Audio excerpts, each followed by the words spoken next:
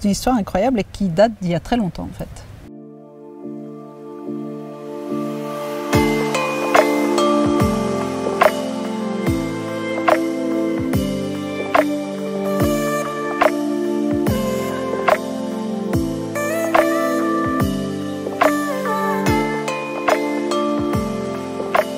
Depuis que je suis au Cambodge, j'entends beaucoup parler du poivre de Kampot qui fait la fierté du pays.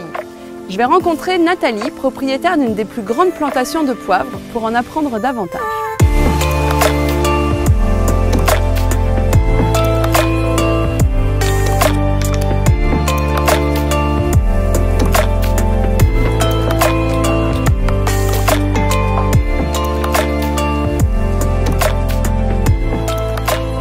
Quelle est l'histoire du poivre de Kampot? C'est une liane en fait qui pousse sur un arbre vivant qu'on trouvait principalement au Kerala, qui a été domestiqué par les Chinois qui venaient de l'île de Hainan et qui l'ont amené au Cambodge dès le XIIIe siècle. Mais du temps du protectorat français, c'était le poivre d'Indochine. Et tout le poivre d'Indochine qui était exporté essentiellement en France, il y avait forcément des accords entre la France et son protectorat, il n'y avait pas de droit de taxe. Donc tout ce poivre d'Indochine venait de la région de Kampot. Donc le poivre de Kampot, qui à l'époque s'appelait poivre d'Indochine, était déjà connu au XXe siècle, du temps du protectorat, comme l'un des meilleurs poivres au monde. Donc dû à ce terroir et à ce climat, donc proximité de la mer, les chaînes de montagnes qui entourent, donc une bonne pluviométrie et puis une qualité de sol argilo-calcaire qui est très bonne pour le poivre. Il y a beaucoup de similitudes, et ça parlera beaucoup aux Français, entre le vin et le poivre.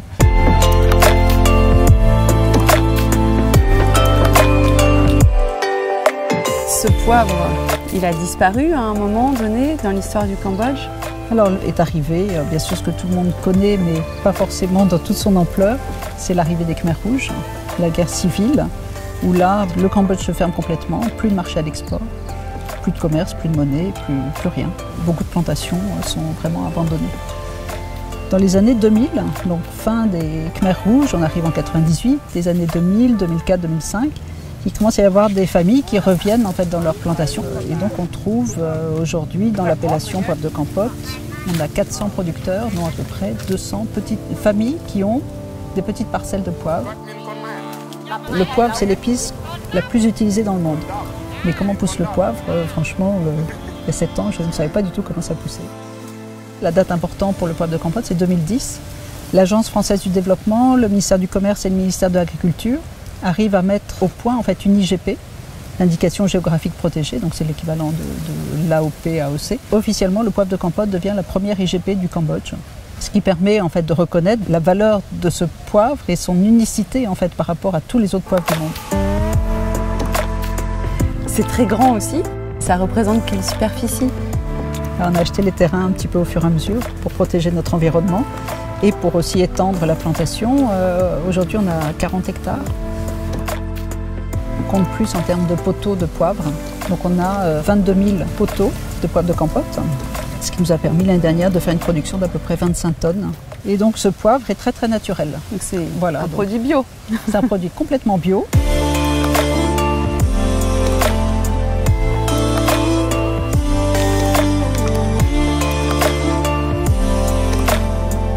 Ce qui est pour nous le plus important de notre programme, c'est le projet social.